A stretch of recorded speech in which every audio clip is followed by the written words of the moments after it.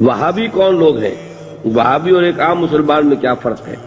دیکھیے، وہابی کا لفظ بطور گالی استعمال کیا جاتا ہے، جیسے جماعت اسلامی کے لوگوں کو لوگ مودودیہ کہہ دیتے ہیں۔ تو اول تو یہ لفظ کسی شکل میں بھی زبان پہ نہیں لانا چاہیے، کبھی استعارتاً کسی شخص کو معین کر کے نہیں کہنا چاہیے کہ وہ وہابی ہے۔ یہ وہ یعنی توہین ہے جس سے کہ اللہ تعالیٰ نے روکا ہے۔ لیکن وہ کون لوگ ہیں جنہیں وہابی کہا جاتا ہے؟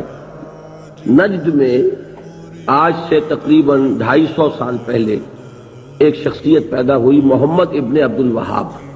انہوں نے دین کی خدمت کی، دین کی اصلاح کا کام کیا۔ جو بھی مسلمانوں میں غلط چیزیں رائج تھیں، مشرکانہ اعتقادات، بدعات، ان کا قلقمہ کیا اور ایک تحریک شروع کی۔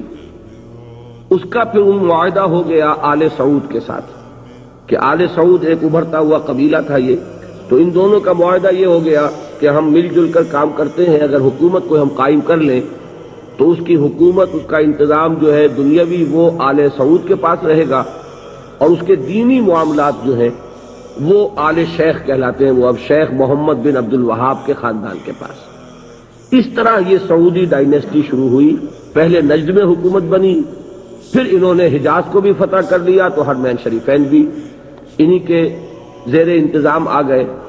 تو یہ جو ایک سلسلہ چلا ہے، تو اب ان میں محمد ابن عبد الوہاب رحمۃ اللہ علیہ نے جہاں بہت اچھے کام کیے، وہاں ایک پہلو ایسا بھی تھا جس پہ اختلاف پیدا ہوا۔ انہوں نے تصوف پر بڑی شدید تنقیدیں کی، اور اس میں کچھ میں سمجھتا ہوں کہ جیسا ہوتا ہے کوئی جب بھی ریفارمر کھڑا ہوتا ہے، کوئی مصلح، تو جذبات میں آ کر بعض اوقات سخت باتیں بھی کہہ دیتا ہے۔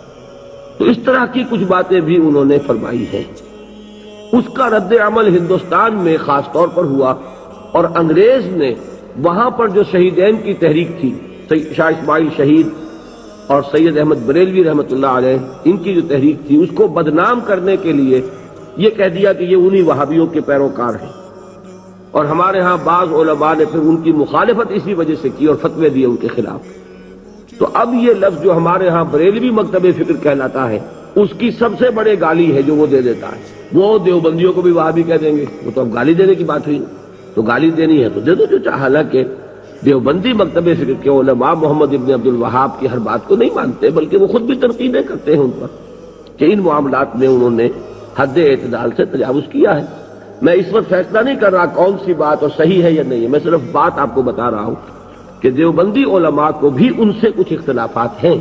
ہاں، ہمارے ہاں جو اہل حدیث حضرات ہیں وہ ان کے خیال سے کلیتاً جو ہے وہ متفق ہیں۔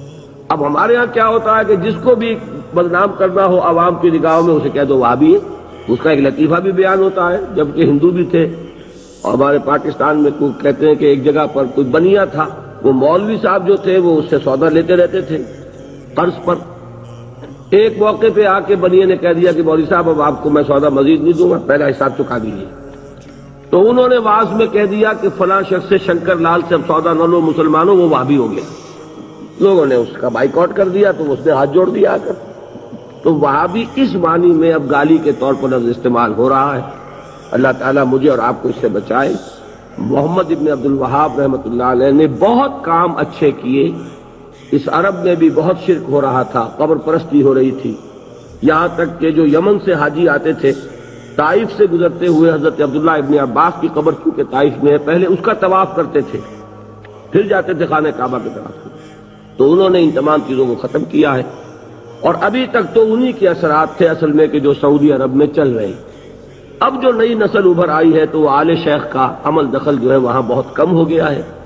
آگے حالات کیا ہوتے ہیں تو اللہ کے علم ہے۔ یہ ہے اصل شے، تو اس کو جو حقیقت ہے اسی تک رکھنا چاہیے۔